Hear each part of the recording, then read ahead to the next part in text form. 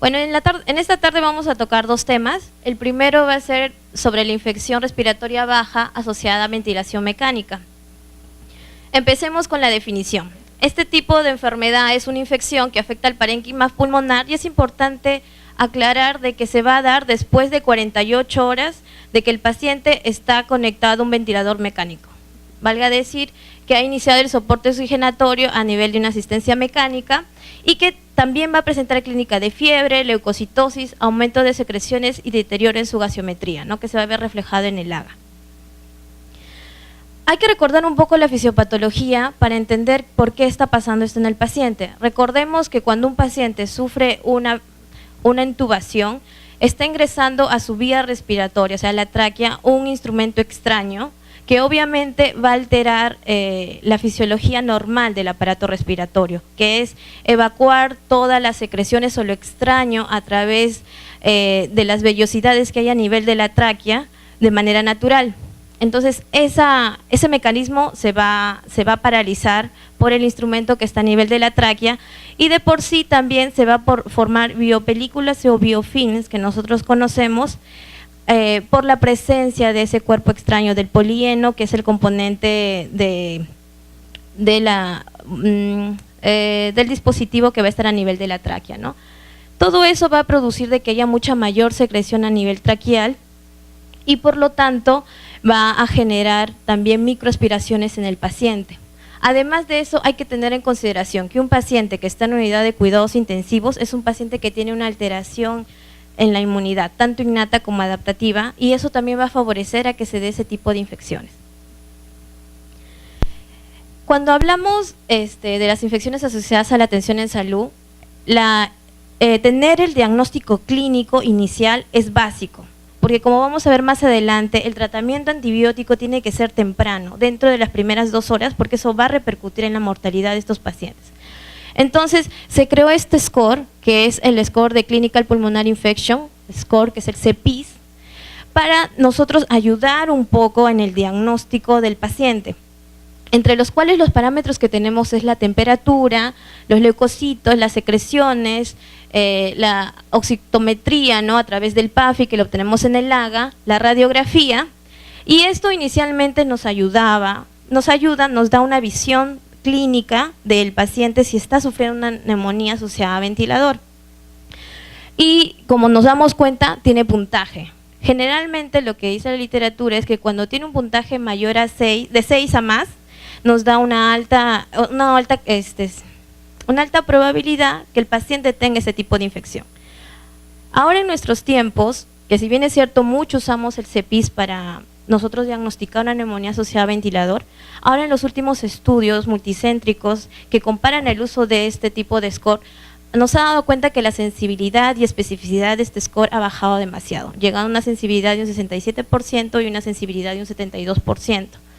Por lo tanto, no es determinante para nosotros diagnosticar una neumonía asociada a ventilador. La clínica también nos ayuda mucho.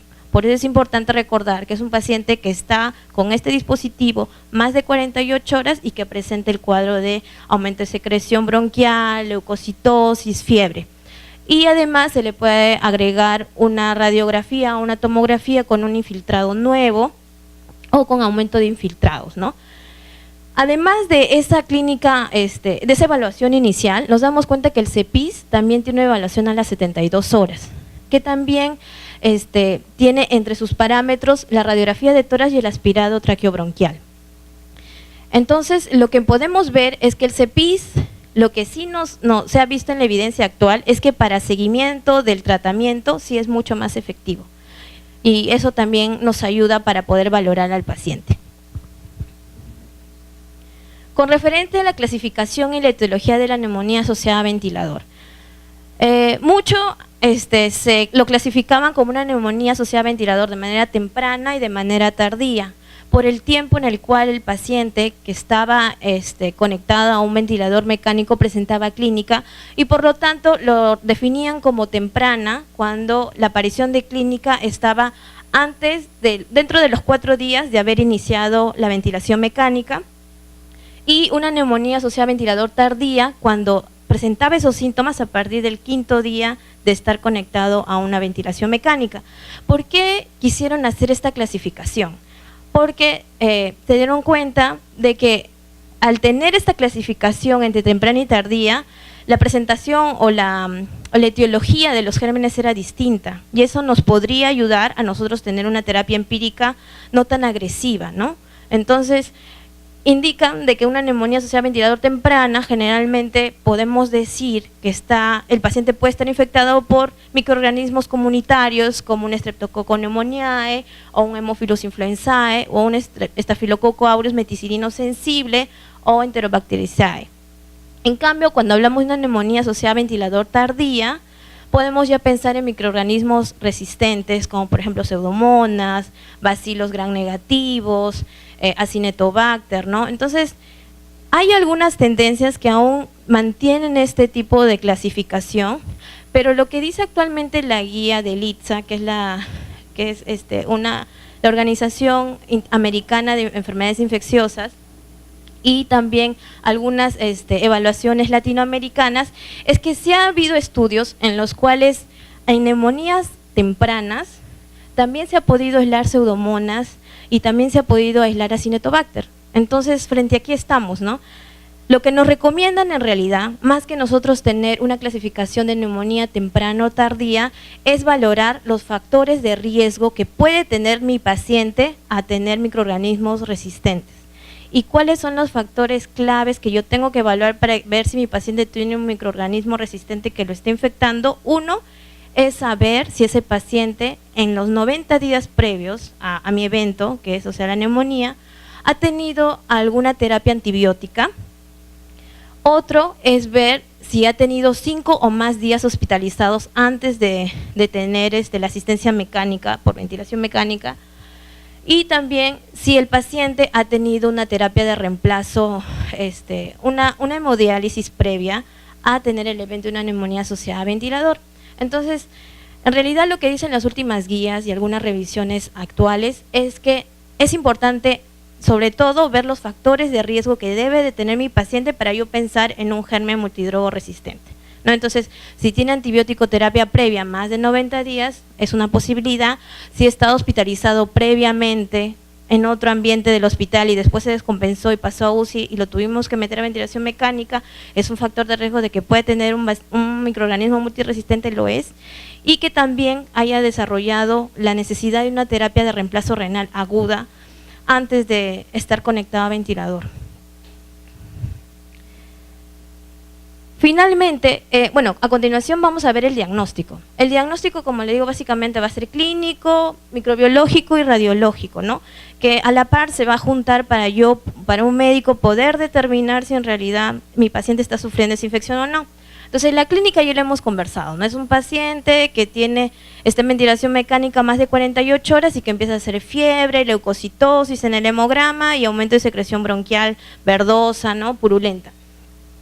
En lo microbiológico, obviamente, es importante para tomar una decisión adecuada con respecto a los antibióticos saber qué microorganismo es el que está infectando a mi paciente.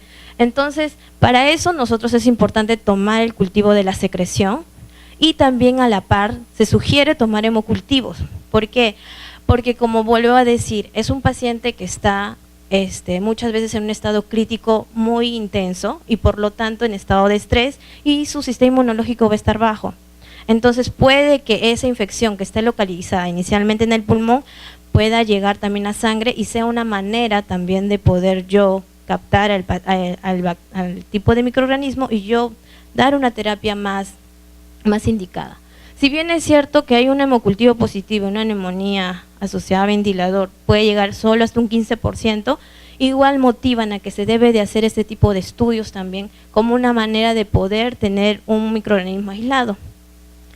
Y de la manera radiológica, como les digo, porque obviamente tenemos que ver si el paciente tiene un infiltrado que aparentemente antes no lo tenía, o si tenía uno y están apareciendo más. Entonces tenemos la radiografía de tórax, que en la mayoría de los hospitales lo tenemos, y también nos puede ayudar de seguimiento, Porque si el paciente en un primer momento tiene una lesión y después de yo darle mi terapia antibiótica, le tomo un control y veo que la lesión está más grande o veo otras lesiones, eso me puede ayudar a pensar de que la terapia no está siendo la adecuada y que el germen que yo posiblemente pensé en un inicio no sea el adecuado, ¿no? Y definitivamente contar con una tomografía es mucho mejor porque obviamente la visualización del parénquima pulmonar va a ser mucho más precisa, sobre todo en los pacientes que son inmunosuprimidos, como por ejemplo pacientes con corticoterapia, pacientes con infección VIH, pacientes oncohematológicos, con corticoterapia. ¿Por qué? Porque lamentablemente su sistema inmunológico va a estar bajo y no va a tener una respuesta inflamatoria como cualquier persona que no tenga esas comorbilidades. Entonces van a tener una radiografía de tórax generalmente normal o sin ninguna modificación, pero cuando tienen una tomografía van a poder realmente ver cuáles son las lesiones que puede estar afectando a nivel pulmonar.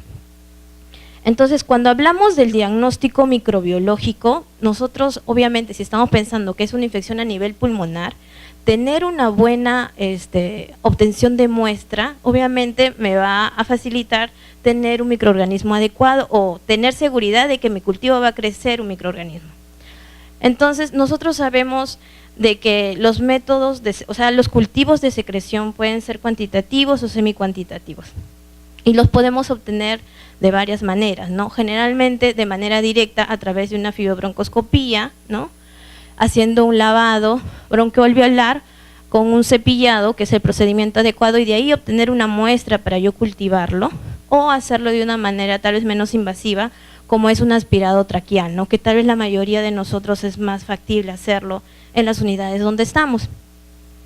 ¿Cuál es la diferencia entre ellos? Uno es la manera de obtención, que a veces vamos a tener que ser más agresivas con la fibrobronco, en cambio con el aspirado bronquial no. A veces no siempre vamos a tener a la disponibilidad el neumólogo que pueda hacer el procedimiento o el dispositivo. Entonces eso a veces es una limitación. Y para muchos era una limitación, ¿por qué? Porque se consideraba que los cultivos cuantitativos eran mejor que los semicuantitativos.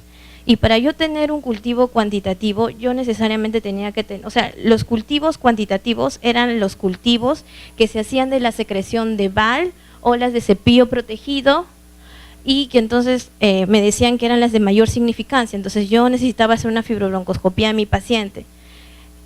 Entonces, si yo solo podía tener una secreción bronquial, en el cual yo le podía hacer solo un semicuantitativo, yo pensaba que tal vez ese tipo de procedimiento no me iba a ser tan efectivo. Pero lo que dicen los últimos estudios de Cochrane es que en realidad no ha habido una superioridad entre los cuantitativos y los semicuantitativos como antes se creía.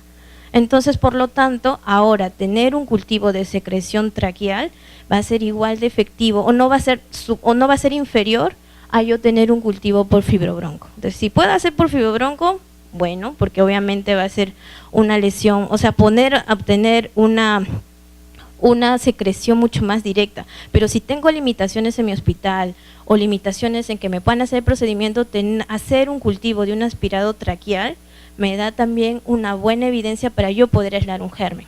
Entonces, cuando yo puedo aislar el germen y crecer en el cultivo, es importante recordar cuánto es el recuento de unidades formadoras de colonia para yo dar validez a ese cultivo que se me está presentando.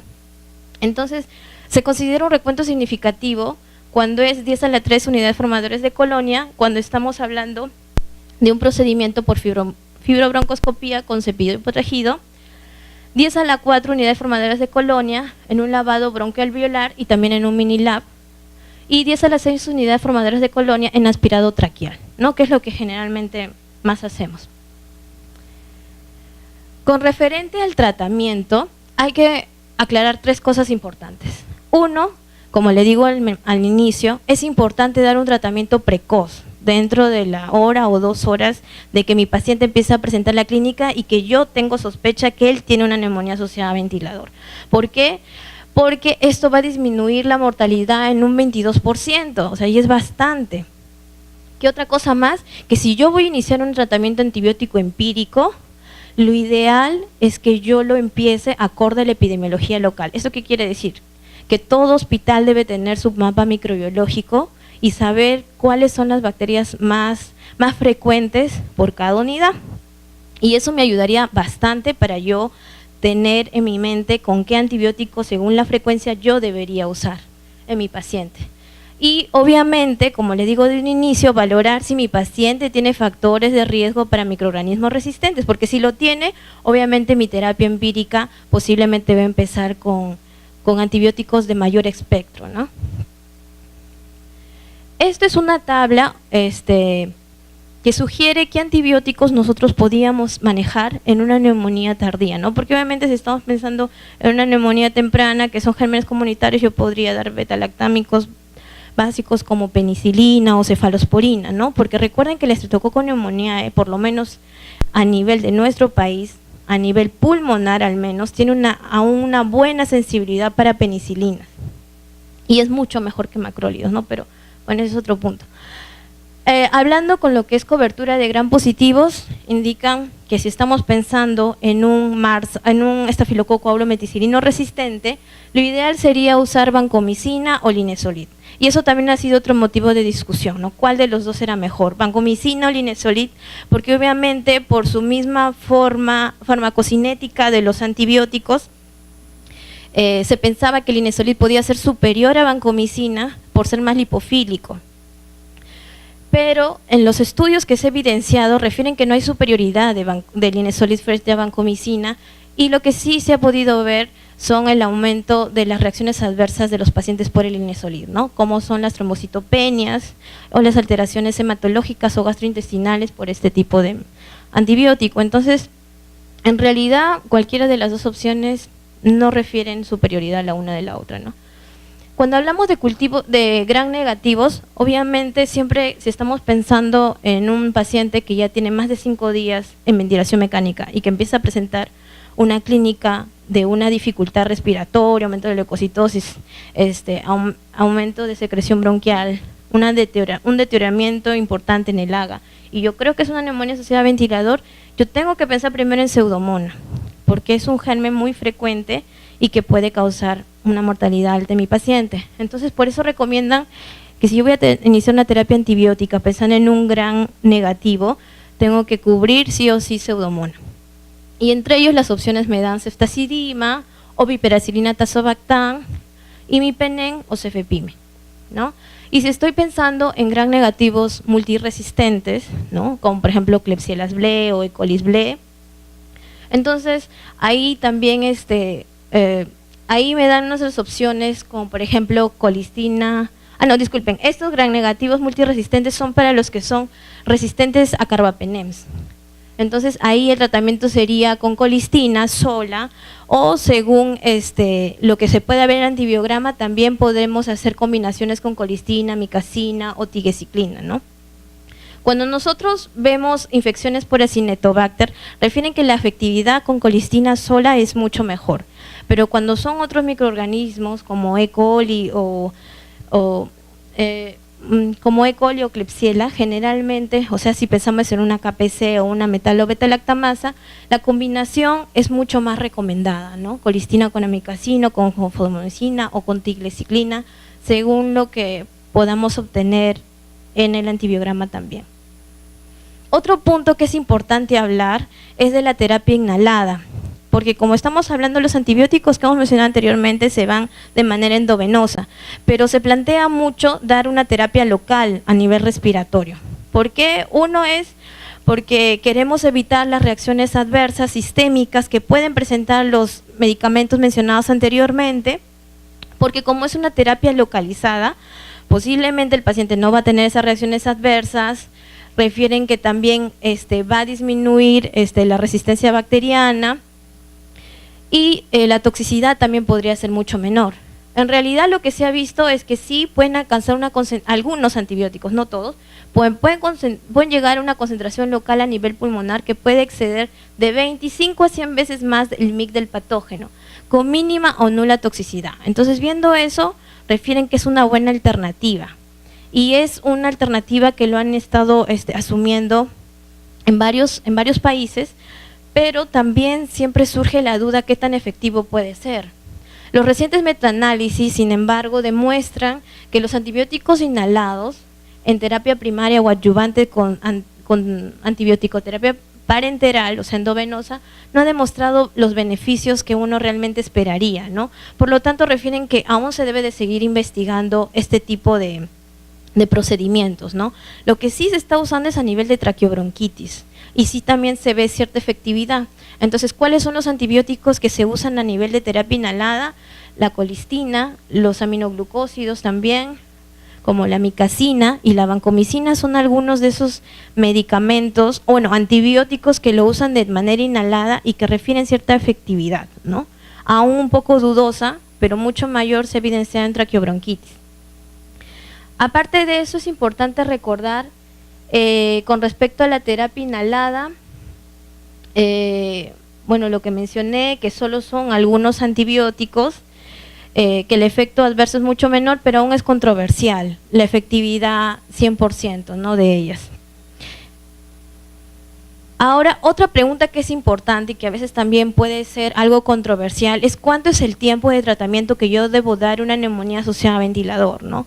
Como menciono, generalmente los pacientes que tienen estas infecciones son los pacientes que están en unidad de cuidados intensivos o los pacientes que están en emergencia. Entonces, son pacientes que están muy críticos y obviamente uno tiene mucho temor a parar el antibiótico o a descalar, que significa bajar de espectro antibiótico, ¿no? Pero, ¿qué es lo que nos dicen los estudios? El estudio más grande que se ha hecho con respecto a pacientes en ventilación mecánica comparando tiempos, ¿no?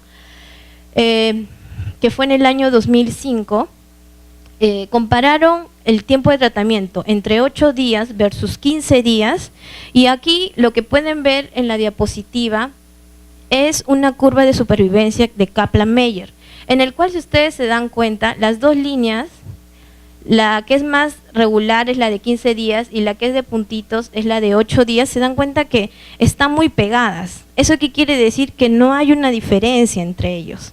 Entonces, lo que pudieron hacer en el seguimiento de estos pacientes, que fue 1.250 pacientes, es que en el grupo de pacientes que yo le di 8 días y el grupo de pacientes que yo le di 15 días, no hubo diferencia en mi supervivencia.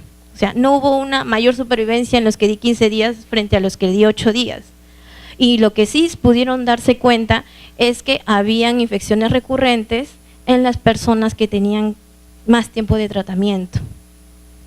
Entonces, actualmente muchas guías ya recomiendan que el tratamiento para una neumonía asociada a ventilador solo debe de ser 7 días, exceptuando de que sea un microorganismo bacilo negativo, bacilo gram negativo no fermentador, como Acinetobacter baumannii, Pseudomonas o Stenotrophomonas maltophilia, ¿no?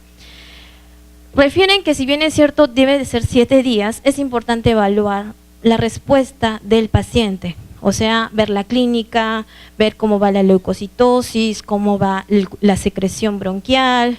Si es posible, lo ideal también sería volver a tomar un cultivo y ver que se haya negativizado, evaluar con una radiografía que no hay una lesión nueva, ¿no?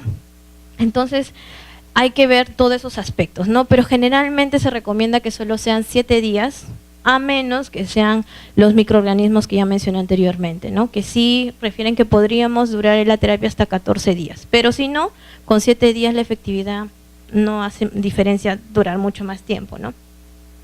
Entonces, este es un resumen de lo que he expuesto, es lo que es el algoritmo del manejo, ¿no? O sea, ¿qué es lo que hacemos cuando tenemos un paciente con una sospecha de una neumonía asociada a ventilador? Si yo estoy sospechando que mi paciente lo tiene, ¿qué es lo que debe de tener? Obviamente, temperatura mayor a 38, una leucocitosis mayor a 12.000 o una leucopenia menor a 4.000, secreciones respiratorias purulentas, un aumento en el requerimiento del oxígeno, un nuevo infiltrado pulmonar, ya sea en la tomografía o en la radiografía, ¿no? Aparentemente sin causa, ¿no? Porque mi paciente no venía por esa complicación. Y de la cual, recuerden, yo tengo que tomar una muestra para yo después corregir mi terapia empírica. Lo ideal es siempre que estos pacientes, como todo paciente que tenga una infección, tiene que tener una terapia dirigida. Y eso solo lo voy a conseguir con un cultivo. Por eso los cultivos son básicos antes de yo empezar una terapia empírica.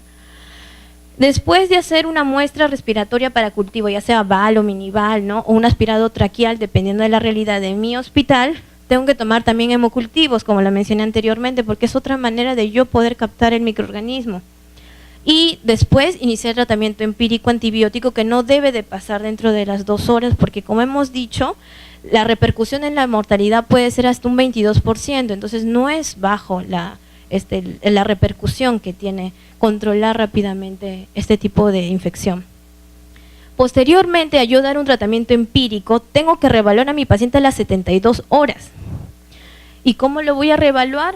Pues tengo que tomarle una radiografía nueva para ver si el infiltrado es el mismo o ha aparecido otro, ¿no? Porque eso me está indicando que no está yendo bien. Tengo que por lo menos ver si sigue haciendo fiebre, cómo va la leucocitosis, si las secreciones han disminuido, ¿no? Si está requiriendo más oxígeno. Si vemos que todo eso va mejorando, entonces mi paciente está yendo bien, y obviamente evaluar cómo van yendo los cultivos que he enviado, ¿no? Si es que ya tenemos resultados o al menos nos están diciendo si está creciendo algo, ¿no? Entonces, si veo que mi paciente está evolucionando bien, entonces sigo con mi antibiótico, y si ya tengo mi respuesta del microorganismo aislado, puedo disminuir el espectro o a la vez también aumentar, ¿no? Dependiendo de lo que me salga mi resultado. Y después de eso, como le digo, si es que supongamos el cultivo de secreción me sale negativo y el paciente también está mejorando, entonces también puedo terminar mi terapia, ¿no? ¿Qué es lo que pasa después de que completó mis 7 días mi paciente? Es lo que les digo, lo que les decía en la diapositiva anterior. Lo que se recomienda es suspender antibióticos, pero idealmente también es bueno evaluar si mi paciente ha bajado la leucocitosis, cómo va el nivel gaseométrico, cómo van esas secreciones, ¿no? Y si veo que no está mejorando, hay que ver si no hay una complicación. Puede haber que haya hecho un empiema o haya hecho un absceso o haya otro tipo de infección que no está ayudando a mejorar al paciente. Entonces, esto ha sido todo con respecto a lo que son neumonías, la neumonía asociada a ventilador, ¿no?